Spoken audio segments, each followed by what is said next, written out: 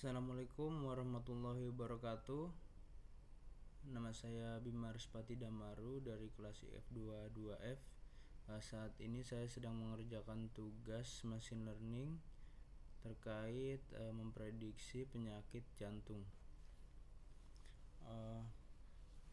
Pertama-tama seperti yang sudah disiapkan, jadi kita untuk data-data yang kita perlukan sudah disiapkan oleh Bapak dosen di BOC ya. Oke, pertama kita mulai saja. Untuk langkah awal kita import library yang akan kita gunakan selama penugasan ini ya. Untuk yang di atas ini, pertama kita install dulu library untuk pemrosesannya. Baik, setelah diinstal library, lalu kita upload file. Nah, di sini filenya sudah terupload ya. Jadi file ini berasal dari Kaggle yang sudah dicantumkan linknya di BOC. Kita tinggal download saja, lalu diupload ke file yang kita gunakan. Diupload ke collab yang sedang kita kerjakan. Setelah filenya diupload, maka kita cek isi dari file tersebut. Kita buat yang tadinya berupa CSV ya, kita jadikan sebuah data frame, lalu kita tampilkan. Di sini datanya ada 297 data dengan 14 kolom, dan di bawah ini adalah merupakan bentuk dari data frame-nya. Oke, setelah sudah terlihat bentuk dari data frame-nya, kita coba lihat detailnya lagi dari data frame yang kita download tadi, yang kita upload ke Google Colab tadi. Setelah kita tampilkan detailnya, di sini terlihat ada 297 data yang dimulai dari 0 sampai 296 ya. Dan total kolomnya ada 14 kolom. Nah, dari detail ini sudah terlihat dari ke-14 kolom ini semuanya terisi penuh. Semuanya terisi 297 data dan non-null, artinya tidak ada yang kosong. Jadi dilihat dari detail ini, datanya sudah bersih ya, sudah bersih, sudah bagus. Mungkin karena data dari Kaggle memang sudah dibuat untuk membantu kita ya. Jadi dengan data yang sudah bersih ini tidak ada missing value di sini, jadi kita tidak perlu melakukan pengecekan missing value dan drop na is null untuk menghilangkan missing value-nya, tidak perlu saya rasa, karena datanya sudah rapi. Nah, dari data ini bisa kita coba untuk melihat korelasi antar fiturnya. Korelasi dari setiap fitur menggunakan heatmap. Nah, untuk heatmapnya sendiri sudah terlihat ya, semuanya ada 14. Nah, ini dia korelasi fitur terhadap variable condition. Jadi variable condition ini adalah variabel target yang nantinya akan kita cari hasilnya. Untuk yang paling berkorelasi ini sudah diurutkan. Yang paling tinggi adalah tal, yaitu 0,52 sekian, diikuti dengan ca. Nah, ini condition ini tidak termasuk ya, karena ini adalah target kita nanti, karena dia pasti paling tinggi si condition ini.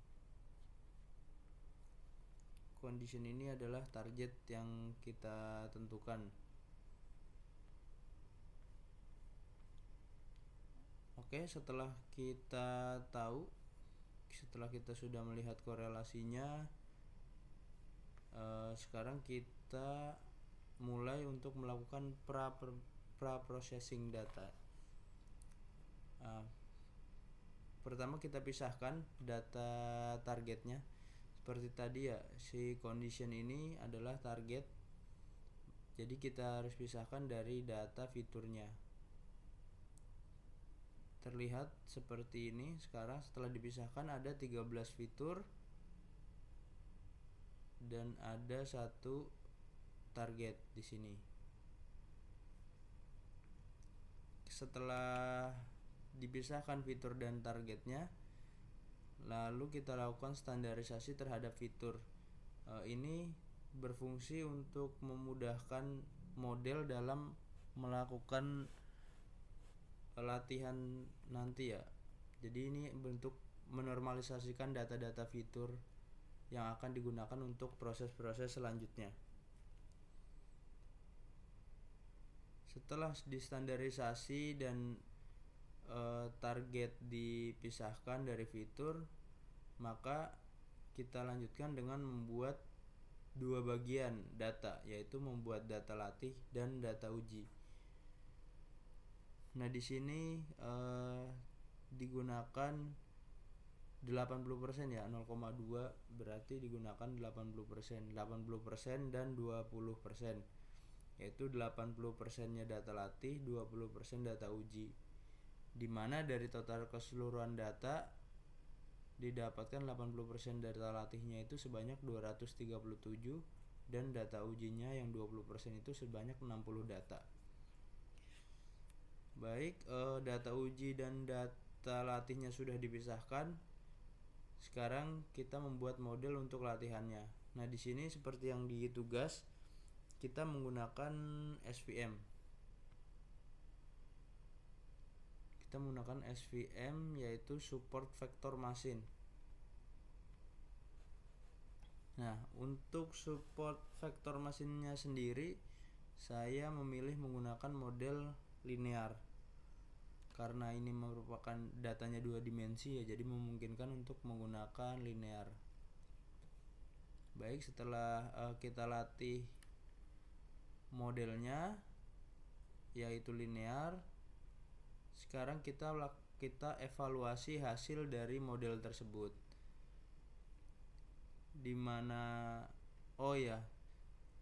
kita import lagi library yang kita butuhkan, karena di sini saya menampilkan berupa gambar, berupa grafik, jadi kita harus mengimport lagi. Ada beberapa library yang belum kita import, seperti untuk mengecek akurasi, klasifikasi Revot, dan confusion metric. Dan ini Seaborn dan Matplotlib berfungsi untuk menampilkan visualisasi. Oke, dari hasil prediksi yang kita lakukan, maka hasilnya adalah seperti ini, yaitu precision, recall, F1 score, dan supportnya. Jadi untuk keseluruhan akurasinya adalah di 90%.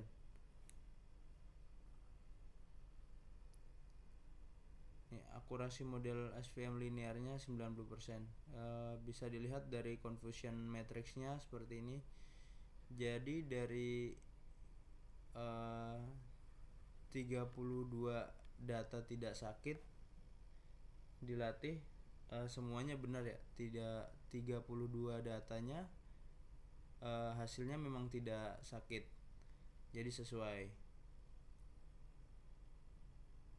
Nah, untuk data yang sakit, dari 22 data sakit diuji benar dan 6-nya tidak sakitnya salah. Jadi total keseluruhan akurasi modelnya adalah 90%. Baik, saya rasa cukup. Terima kasih atas perhatiannya. Assalamualaikum warahmatullahi wabarakatuh.